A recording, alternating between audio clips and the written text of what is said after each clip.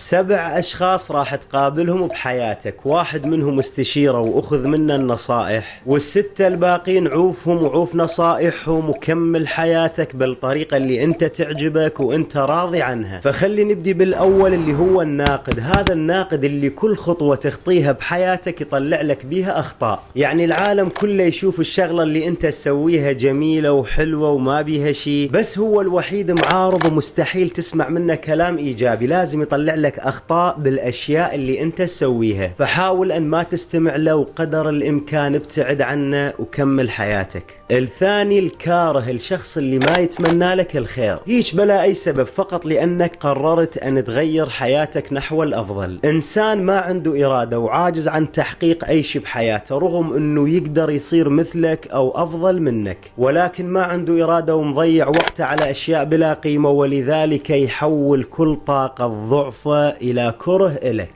وممكن تكون أنت أكثر شخص تحبه وأكثر شخص قدمت له الخير بكثير مواقف، ورغم هذا مستحيل أن يتقبل فكرة أنك تصير أفضل منه بأي شيء. فهذا الشخص إذا موجود بحياتك حاول أن تبتعد عنه وتدعي له بالتوفيق، عسى ولعل أن يتخلص من هذا المرض العايش به. الثالث المحبط الفاشل، هذا شخص يقتل أي فكرة تطرحها أو تستشيره بيها، يجيب لك 50 سبب ودليل على أنه حلمك فاشل قبل أن تحلم من الأساس وقبل أن يسمع الفكرة أصلا. يعني مجرد ما تذكر العمل أو الشيء اللي راح تسويه بدون أن يسمع أي تفاصيل، مباشرة يحكم على هذا العمل بالفشل. فهذا ما له حل غير تسوي له إلغاء متابعة من كل تفاصيل حياتك، وما تستشيره بأي استشارة لأن محكوم عليها بالفشل مسبقا، فما يحتاج تسأله وتستشيره وتتعب نفسك وياه. الرابع المحبط العائلي، هذا شخص من أقرب الناس إلك سواء من أهلك أو أقاربك،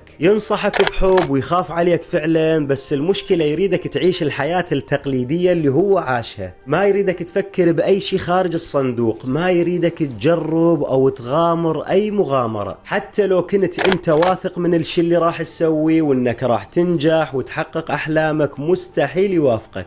فهذا اشكر على حبه واهتمامه بيك وتعامل معه بكل طيبة وروح رياضية وكمل طريقك. الخامس المحبط الخبير، هذا أخطر محبط على الإطلاق لأن مجرب قبلك وخبير بالمجال اللي راح تسأله عنه، ولذلك راح يجاوبك وفقا لتجربته هو. يعني مثلا هو بعمله تعامله مع الناس غلط، يتعصب ويصيح، ولذلك الناس ما تتعامل وياه وتتركه. وانت إنسان طيب تتعامل مع الناس بأخلاق وبطيبة وبابتسامة، فهنا الخلل بيه هو مو بالعمل اللي سألت عنه، فهذا أخذ منه فقط الأشياء النافعة. أما الأمور السلبية اللي ذكرها فحاول أن تعتبر نفسك ما سمعتها أصلا وكمل طريقك. السادس المحبط التقليدي، هذا اللي بعده عايش بالتسعينات وماكو أي تطور بحياته نحو الأفضل، عايش كل حياته بنفس النمط، يخاف من أي تجديد أو ابتكار، يميل إلى العادة والتقليد في أي شيء. فهذا ما يصير تستشيره أصلا حتى ولو كان أكبر منك عمرا، لأن العمر مو مقياس للنضج العلمي والفكري، العمر مو مقياس للاستشارة.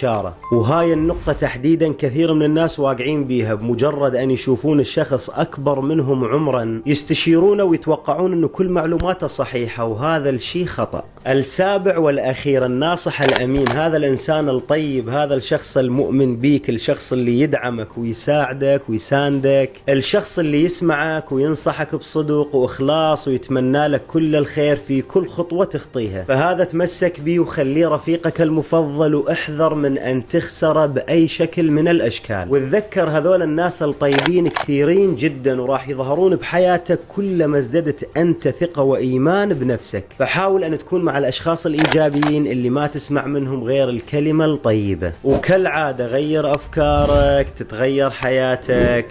سلامتكم.